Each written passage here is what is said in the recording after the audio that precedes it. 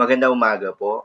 Narito na po ang magiging lagay ng panahon ngayong umaga ng Sabado, June 13, 2026. Pero bago yon, baka pwedeng palike and share naman ng video na ito.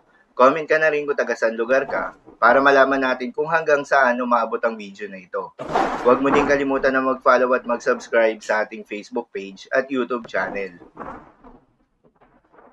Sa kasalukuyan na tayo sa pag-asa, wala ngayong epekto itong southwest monsoon o hanging habagat sa anumang bahagi ng ating bansa, kaya naman asahan na mababawasan yung mga pag-ulan sa may kanlurang bahagi ng ating bansa.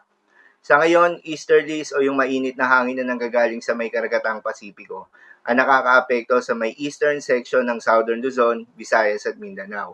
Habang mga localized thunderstorms naman ang aasahan sa nalalabing bahagi pa ng ating bansa.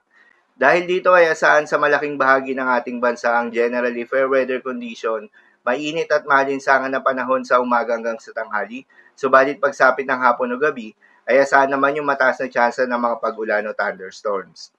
Magandang balita naman dahil ayon sa pag-asa ay wala tayong binabantayan na low pressure area o bagyo sa loob o malapit sa Philippine Area of Responsibility na maring makaapekto sa ating bansa. Subalit maging handa pa rin tayo dahil posibleng may isang bagyo pa ang maaaring pumasok ngayong buwan ng Hunyo. Dahil ayon nga sa Tropical Cyclone Formation ng Pag-asa, posibleng 1 hanggang 2 bagyo ang pumasok o mabuo sa loob ng Philippine Area of Responsibility ngayong buwan ng Hunyo. Nakaisang bagyo na tayo ngayong buwan, ito nga ay ang bagyong Esther.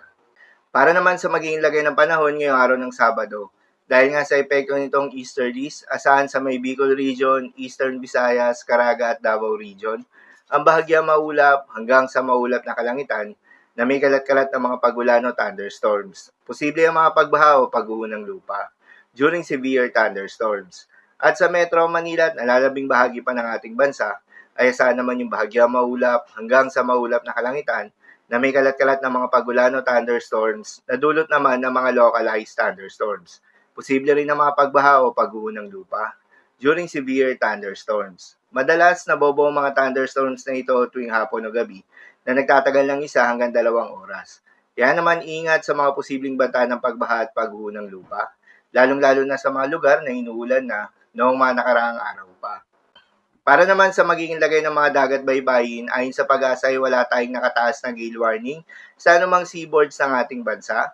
Kaya naman malayang makakapamalaot yung mga kababayan nating mangingisda at yung may mga maliliit na sasakyang pandagat, subalit iba yung pag-iingat pa rin, lalo na kung meron tayong offshore thunderstorms activity, asahan yung paglakas ng hangin at kaakibat nito ay paglakas rin ng mga pag-alon.